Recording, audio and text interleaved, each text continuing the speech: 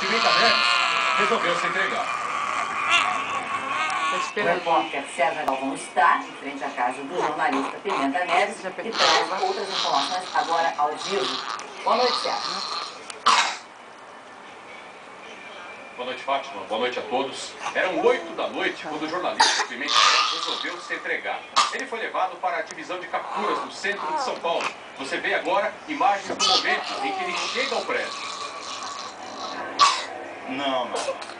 São 15 anos. O senhor está preparado, então, para enfrentar essa pena? Claro.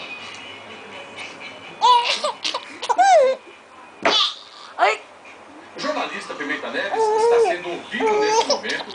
Logo em seguida, ele será levado para o Instituto Médico Legal, onde passará por exames, vai passar e amanhã será levado para uma prisão onde ficam presos com nível universitário. Ainda essa semana é provável que ele seja levado para o presídio, onde começará a cumprir Faz pra frente, filha, pra frente. Boa noite.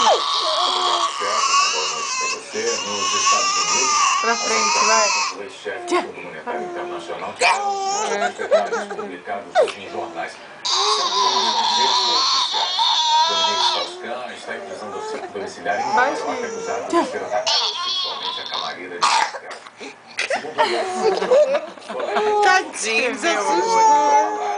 agachada no corredor e viram quando Strauss-Kahn saiu do quarto e entrou no elevador. Segundo o New York Post, para se defender dos ataques, ela Caraca, Manoeli. contra um armário e ele se feriu nas costas.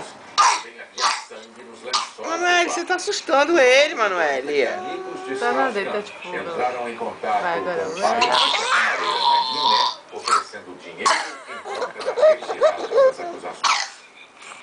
500 voos foram cancelados hoje por causa das cinzas do vulcão da Islândia.